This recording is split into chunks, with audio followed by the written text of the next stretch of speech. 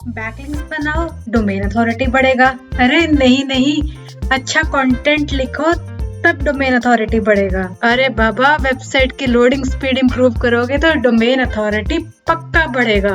अब आपने इन सबको सुना, अब आप मुझे सुनिए। सबसे पहले आपको इस बात को समझना होगा कि ऐसा नहीं होता है कि अगर किसी वेबसाइट का डोमेन अथॉरिटी अच्छा है तो वो हर कीवर्ड के लिए गूगल पर फर्स्ट 3 पोजीशंस, फर्स्ट 5 पोजीशंस या फर्स्ट पेज पर रैंक करेगी। नहीं माय डियर फ्रेंड्स, ऐसा नहीं होता है। मेरे जो एसईओ बिगिनर फ्रेंड्स हैं वो डोमेन अथॉरिटी को one of the ranking factor समझ लेते हैं। नहीं माय डियर फ्रेंड्स, वो रैंकिंग फैक्टर नहीं है डोमेन अथॉरिटी। डोमेन अथॉरिटी जो है वो मोज का अपना डिफाइन किया हुआ एक एसईओ मैट्रिक है।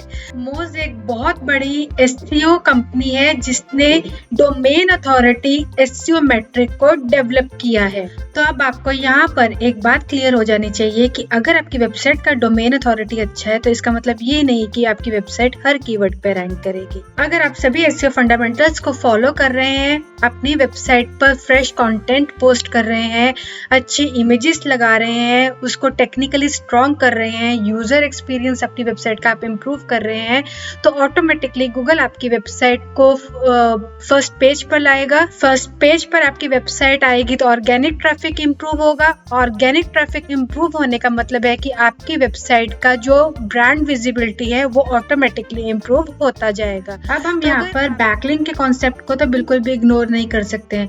अगर आप अपनी वेबसाइट पे सारे एसईओ फंडामेंटल्स को फॉलो कर रहे हैं, देन उसके बाद जो है आपको अपनी वेबसाइट के लिए ऐसी वेबसाइट्स के साथ कनेक्शंस बनाने पड़ेंगे जो कि आपकी ही निश में काम कर रहे हैं। आपको अपनी सेम निश वाली वेबसाइट्स के साथ जो है इंटरव्यूज करने होंगे, उनके साथ जो आपको ब्लॉग्स पोस्ट जो है वो एक्सचेंज करने होंगे, आर्टिकल्स आपको उनके साथ एक्सचेंज करने होंगे ताकि उनकी वेबसाइट को भी बेनिफिट मिले और आपकी वेबसाइट को भी बेनिफिट मिले।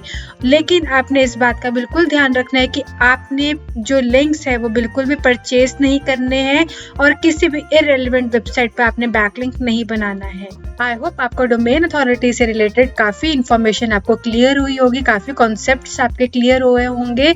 तो अगर आपका कोई भी डाउट हो या आपके कोई भी माइंड में कोई भी क्वेरी हो तो डेफिनेटली आप मुझे कमेंट सेक्शन में कमेंट कीजिएगा और मैं आपको रिप्लाई पक्का करूंगी। तो वीडियो थोड़ा एंटरटेनिंग भी था और इन्फॉर्मेटिव भी था, तो एक लाइक तो बनता ही है वीडियो के लिए। तो वीडियो को लाइक ज़रूर कीजिएगा, चैनल पे नहीं हो तो चैनल को सब्सक्राइब करना मत भूलिएगा और अपने एसईओ फ्रेंड्स के साथ मेरे इस वीडियो को शेयर करना ना भूलिएगा। Thank you, bye bye.